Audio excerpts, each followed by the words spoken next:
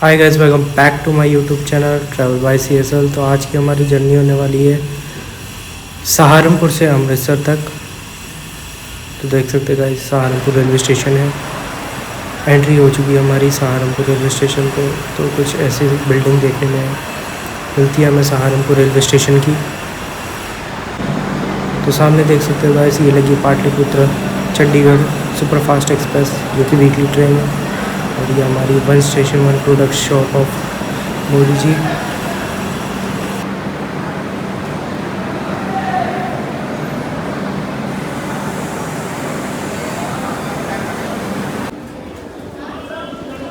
आज की हमारी ट्रेन होने वाली है हरिद्वार अमृतसर जनशताब्दी एक्सप्रेस के कोच नंबर D11 में। तो जो स्टेशन से हमें पता लगा है कि प्लेटफॉर्म नंबर 6 पे लगाई जाएगी अमृतसर जनशताब्दी एक्सप्रेस। तो जैसे ही देखते हैं डिपार्चर होता है पाटलिपुत्र चंडीगढ़ का, तो देखते हैं कौन से प्लेटफॉर्म पे लगती है। तो देख सकते हैं गाइस, प्लेटफॉर्म नंबर 5 पर आ रही है अमृतसर हरिद्वार अमृतसर जनशताब्दी एक्सप्रेस। हमारा कोच बिल्कुल SRRD कोच के साथ में लगा है, देख सकते हो गाइस, ये SRRD कोच है। तो ट्रेन डिपार्चर लेते हुए सहारनपुर रेलवे स्टेशन से जर्नी स्टार्ट हम कर रहे हैं। ट्रेन अपने ऑन टाइम से डिपार्चर ले चुकी है, देख सकते हो गाइस।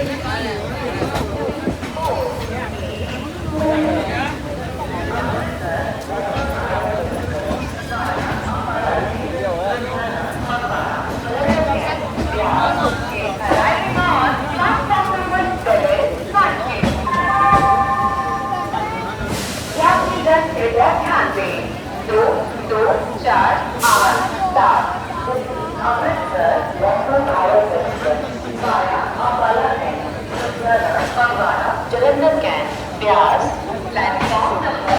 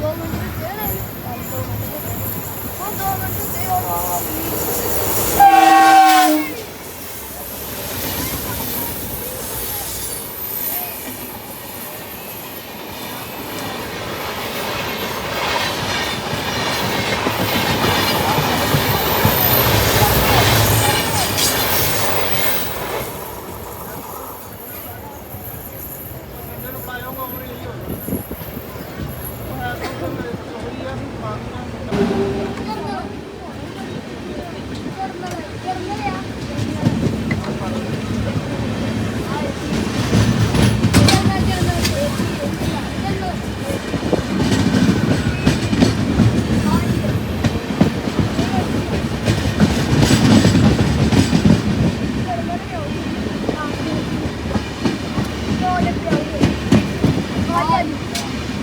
माता वैष्णो देवी कटरा।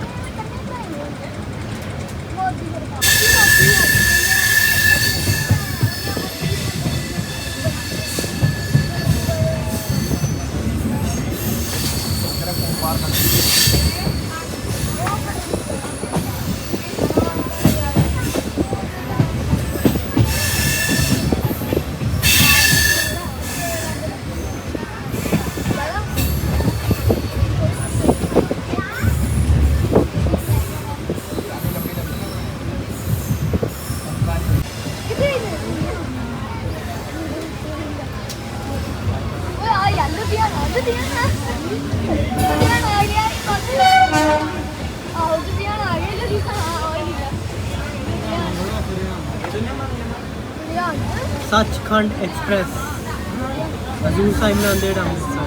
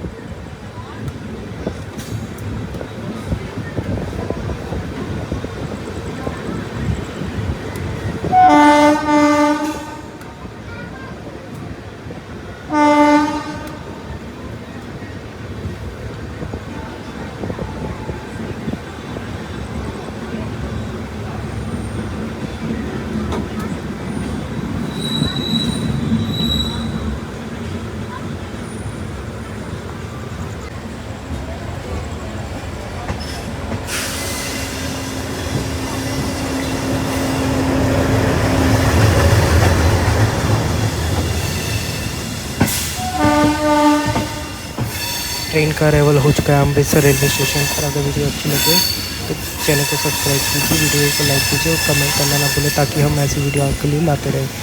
धन्यवाद।